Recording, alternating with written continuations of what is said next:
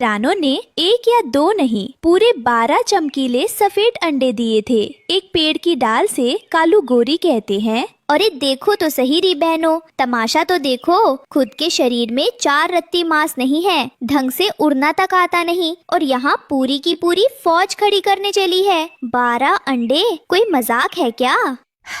अरे भाग्यवान, तुम क्यों अपनी जीभ खराब कर रही हो? हमारे टुन्नू भाई को तो देखो, सीधे साधे भोले पंछी हैं। अब जिंदगी भर दूसरों के खेतों से दाना चुराते चुराते और इस फौज का पेट पालते पालते इनकी खुद की पूंछ के बाल झड़ जाएंगे। लिख कर ले लो।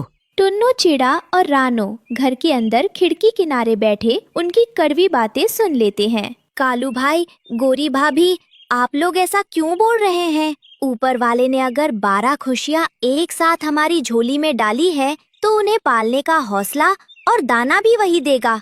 हम बस मेहनत कर सकते हैं।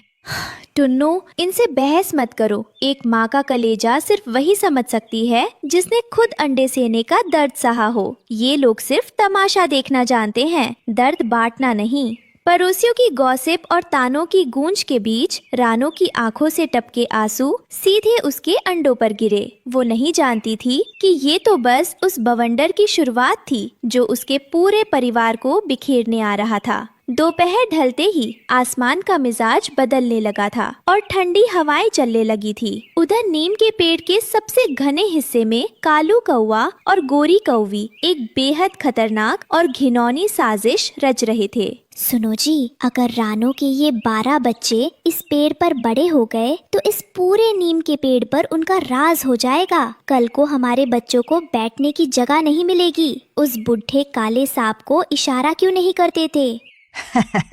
वारी मेरी गोरी, तेरा दिमाग तो चील से भी तेज चलता है। वो बुढ़ा सांप कई दिनों से भूखा है और पेड़ के नीचे बिल में शिकार के इंतजार में बैठा है। मैं अभी नीचे जाकर उसे खबर देता हूँ। आज रात का भोजन पक्का। कालू कौवा बिना कोई आवाज किए सरसराते हुए बिल की तरफ गया। बिल के घने अंधेरे में 2 लाल जहरीली आंखें चमक उठी। वो कालिया सांप था जो रानो के 12 अंडों की महक पाकर अपनी जीभ लपलपाने लगा।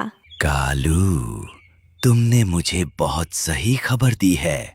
आज रात जब तूफान अपनी चरम सीमा पर होगा, मैं उस चिड़िया की गृहस्थी को हमेशा के लिए निगल जाऊंगा। हाँ कालिया महाराज, लेकिन एक बात का पक्का ध्यान रखना। जब तुम ऊपर चढ़ो तो सीधे रानो के घोंसले पर ही वार करना। वो चिड़िया बड़ी शातिर है। अगर उसे जरा भी भनक लगी तो वो चीख पुकार मचाकर पूरे पड़ो।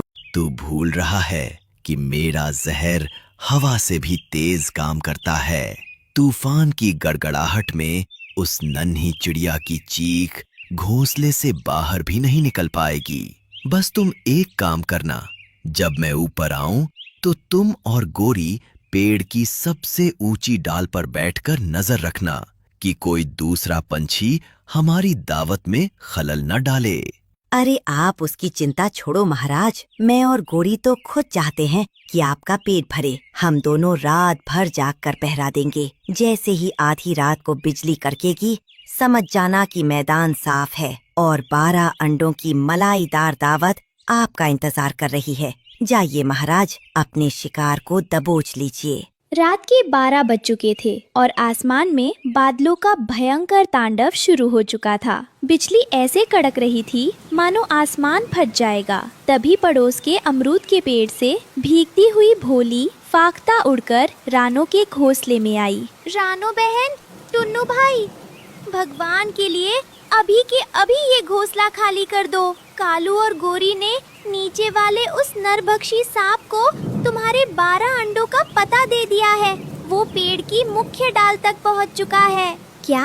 पर भोली बहन, इस भयानक काली रात और तूफान में हम इन 12 अंडों को लेकर कहाँ जाएंगे? बाहर तो उड़ना भी मौत को बुलावा देना है।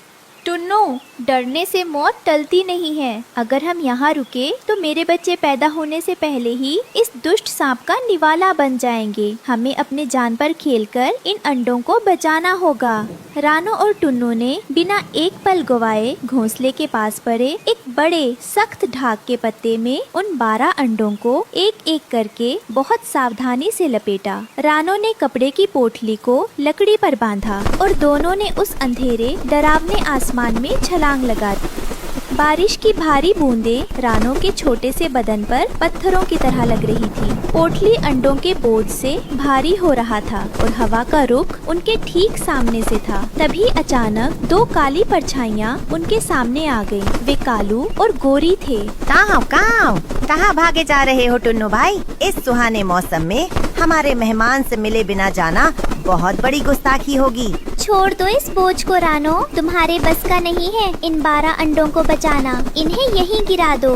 गद्दार पड़ोसियों, एक माँ के बच्चों पर नजर डालने की हिम्मत कैसे हुई तुम्हारी? हट जाओ मेरे रास्ते से, वरना आज मैं यमराज बन जाऊंगी। तभी कुदरत का करिश्मा हुआ।